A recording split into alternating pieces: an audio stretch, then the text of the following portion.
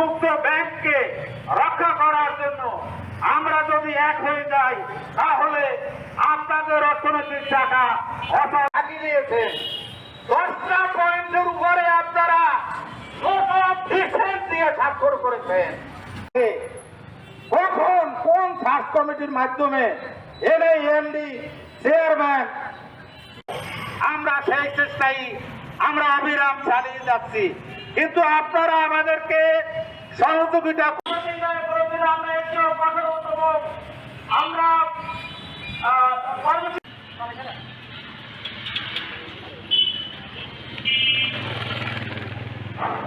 দেশটি তার পুনর্জন্ম হয়েছে,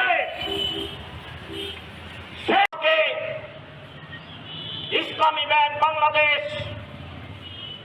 যে অবস্থানে, আর ইসলামী ব্যাংককে হস্তক্ষেপ করা মানে হচ্ছে এদেশের চালিকা অর্থনৈতিক চালিকা শক্তিকে স্বৈরাচারের দোসর, তাকে ইসলামী ব্যাংকে বসিয়ে ইসলামী ব্যাংকের শির দ্বারা ধ্বংস করার জন্য, বাংলাদেশের অর্থনৈতিক মেরুদণ্ড ধ্বংস করার জন্য যে চেয়ারম্যানকে বসিয়েছে, এই চেয়ারম্যানকে অপসারণের জন্য আজকে আমাদের এই কর্মসূচি এবং পদক্ষেপ।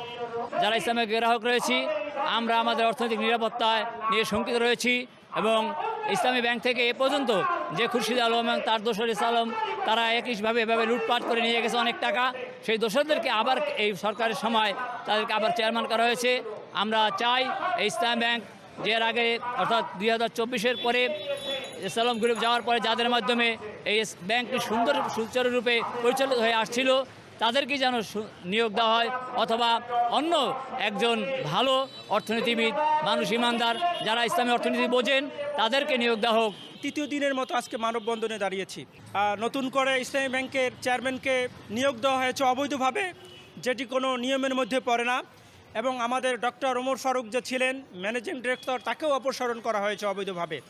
আমরা দাবি জানাই চেয়ারম্যানকে অপসারণ করতে হবে। যাকে চেয়ারম্যান হিসেবে নিয়োগ দেওয়া হয়েছে তিনি একজন ঋণখেলাপি, তিনি একজন ফ্যাসিস্টদের দোসর, এবং তার ব্যাপারে অনেক প্রশ্নবিদ্ধ রয়েছে।